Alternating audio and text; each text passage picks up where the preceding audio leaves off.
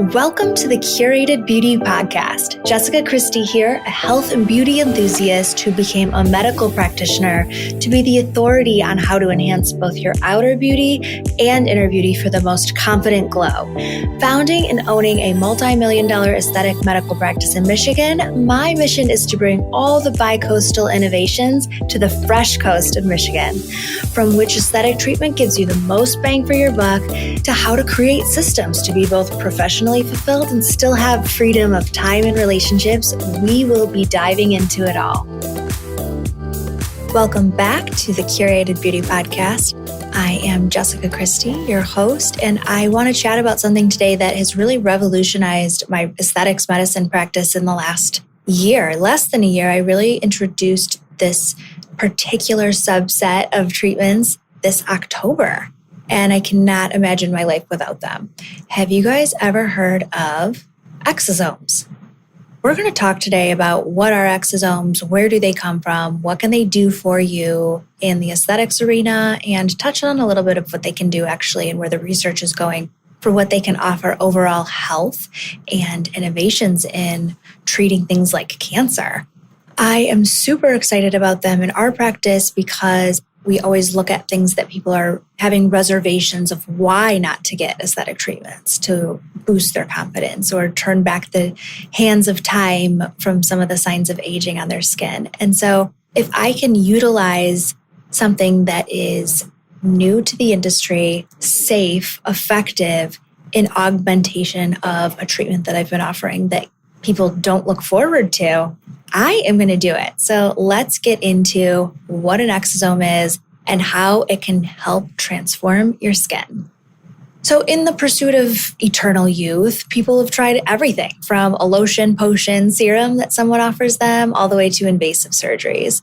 However, there are some downsides with either does this topical treatment work or does this surgery have some really potentially harmful or side effects that might not be looked upon as desirable. So I really like to trot the line of a non-invasive treatment, if we can get away with it, that has minimal downtime but still offers you a really great result.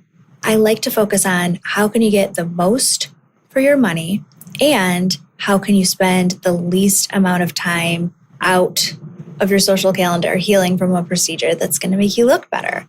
Exosomes, let's talk about what they are. They're essentially these little tiny vesicles of information. They're a cargo of mRNA and nucleic acids, and they carry very important messages and communicate from one cell to another, allowing for intracellular communication. And the function of the exosome is to facilitate this homeostasis. And so if your cell is feeling tapped out and stressed out and inflamed, the exosome is going to help communicate a message to help that cell heal and shift towards healing cascade and away from the inflammatory cascade. They are derived from many different places on the body. So there's a lot of argument about how good is an exosome depending on where you got it from. And okay, if it's derived from this area, then it's sufficient for these things. But if you're doing it in a joint, for example, then you need it to come from this source. So there's a lot of conflicting data, which makes it difficult. I right now utilize mostly an exosome that is derived from adipose tissue. So this is from an adult fat, and it is taken out. They're essentially avatars of stem cells, taken out, completely acellular. This is then put into a lyophilized powder. This lyophilized powder containing 5 billion exosomes has all of the growth factors that have a lot of different jobs in the body. So something that I love that is in the exosomes is growth factors. And again, these growth factors are derived from the technology in cells, but they're acellular and they can then communicate with over 200 different types of cells in our body. These growth factors, for example, I'll give you one, VEGF. So this growth factor is going to help stimulate healthy blood vessel formation. A lot of the conditions like rosacea or melasma have a vascular abnormality component to them. And so we have abnormal vessels that were causing apoptosis or cellular death, but we then are growing healthy new vessels. And healthy new vessels bring oxygen to our tissues, and healthy oxygen is going to create a beautiful, healthy skin.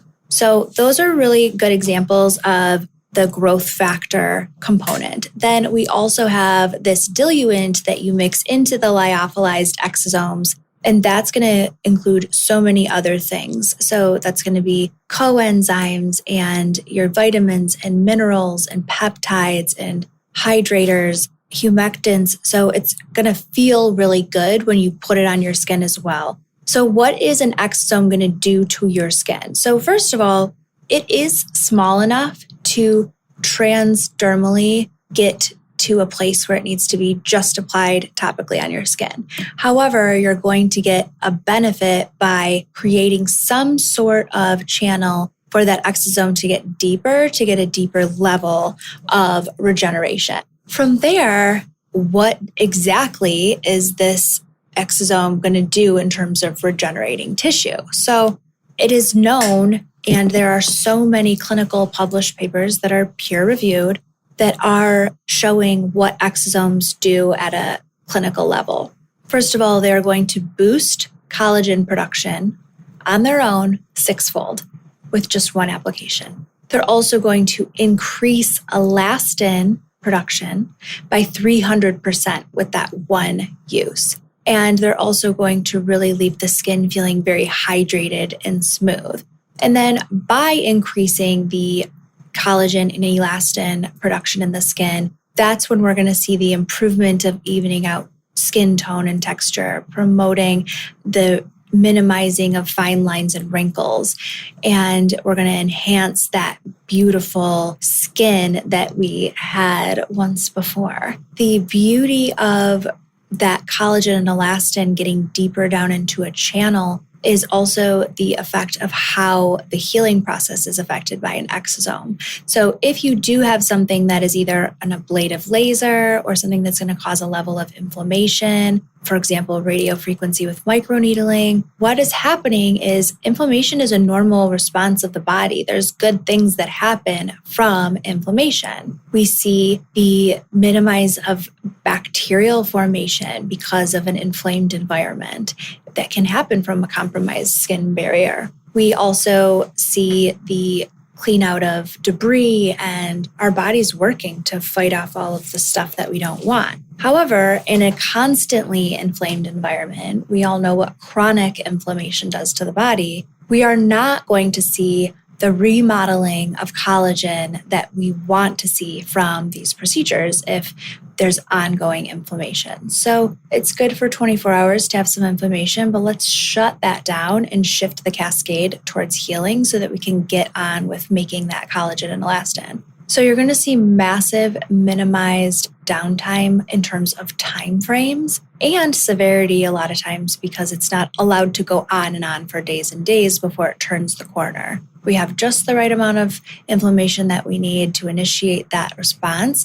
And then we're going to have all of the stimulated, hyperstimulated collagen and elastin, additional components. The other thing is there is a massive increase in the hyaluronic acid content of the skin with application of the exosomes and especially from the diluent that is also being added into that treatment.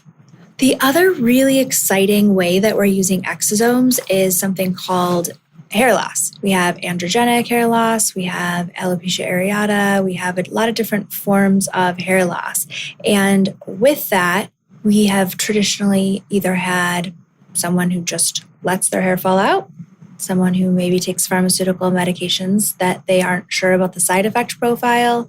We have had people use a lot of over-the-counter types of medications and also the hair transplant model. Then we had PRP and PRF, which are your own autologous blood product, that PRP, platelet-rich plasma, the plasma portion rich in platelets, is separated from the matrix and then re-injected into the scalp, because there's also a massive amount of growth factors in PRP. The limitations with PRP are a few. First of all, PRP on its own is an inflammatory type of product. It has all those wound healing factors in it, so it's not going to do anything to shut down and shift the cascade when we're applying it to procedures. Maybe you have some shorter term wound healing with PRP, but again, it's only as good as the patient that we take it from, and there's that initial increase in inflammation. Also, with PRP, the growth factors are not as plentiful as they would be with exosomes. And the exosomes, like I mentioned, have so many more factors that are added into them to get added benefits in so many ways. So the exosome also by nature is going to be an anti-inflammatory type of treatment. And so it's going to more quickly shift the cascade towards where we want it to be. It doesn't mean that we wouldn't use both of them in a hair loss situation, but it definitely means that if I had to pick which one, the ease of preparation and solution, the massive level of discomfort that may come from a PRP injection versus the really comfortable exosome application topically, those are things that will keep someone from getting a treatment done. I really always say a treatment or a product is only as good as someone is willing to get it done or put it on their skin. And so I love this treatment for people like that. So I just want to drive home the point that when people or other providers say, the more downtime, the more swelling, the better your results are going to be, that's absolutely not true. We really want to have, in so many regards, this analogy applies, but we really want to have a steak from a really good steakhouse that's cooked perfectly, like that medium well, not well done, charred, and you can't even cut it with a knife. Let's enjoy the process and get the best results that we can. I had mentioned that exosomes can be taken from many different places. There is just so much coming out about exosomes still to even be able to speak intelligently on where the best place for them to come from is. I definitely think that they are safe and effective, and I am absolutely going to continue to invest my time into researching which ones are the best.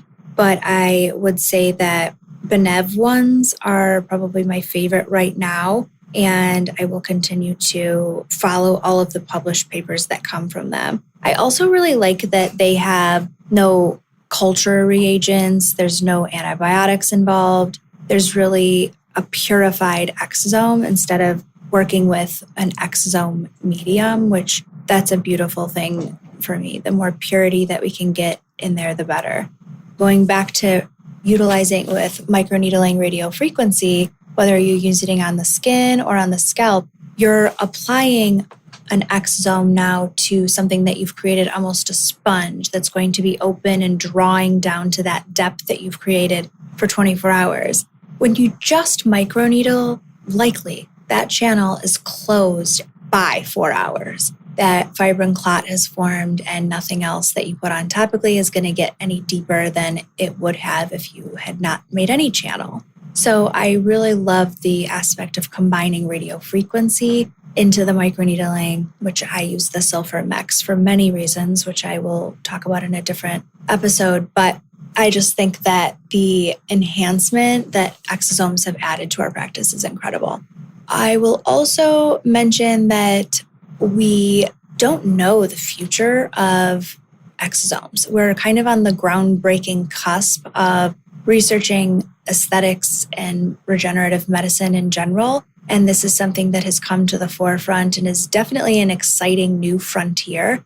But I think that so much more will come out. And I wouldn't get super obsessed with the number of exosomes when you're talking to companies about how many billions. I mean, Benev has 5 billion exosomes within its medium when you're using the plus version. So people think, oh my gosh, that is a lot. But then this guy has 20 billion. And so I just really want to make sure that people are understanding that it's not necessarily the exosome per se, it is the quality and consistency of where we're deriving those exosomes from.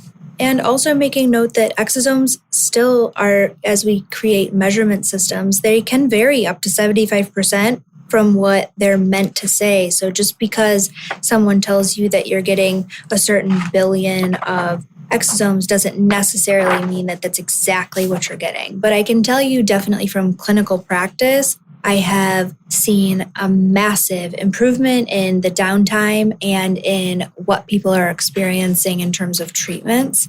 And I think that exosomes have a place for being cocktailed within many other aesthetic services. They're going to either stand alone for that extra collagen, elastin, HA production, or they're going to be able to be coupled with something and enhance the result that much more. And again, we're looking for the most bang for your buck.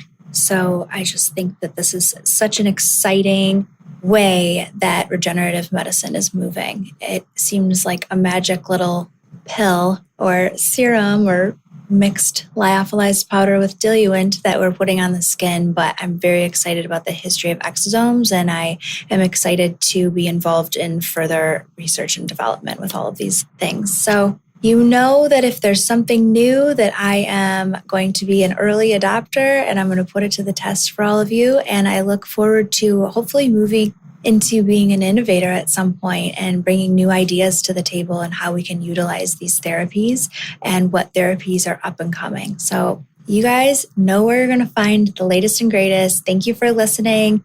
And if you have any other questions about exosomes, just ask us on any of our other social media platforms. We would love to create more episodes that really feed your mind and give you the answers that you need prior to taking that leap into cosmetic and regenerative medicine.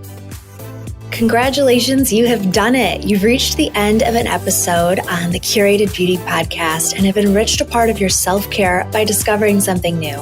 I hope this time together added a little perspective to your day and will ultimately boost your confidence and give you the strength to do all the hard things. As we walk through this journey together, follow our Curated Beauty Podcast.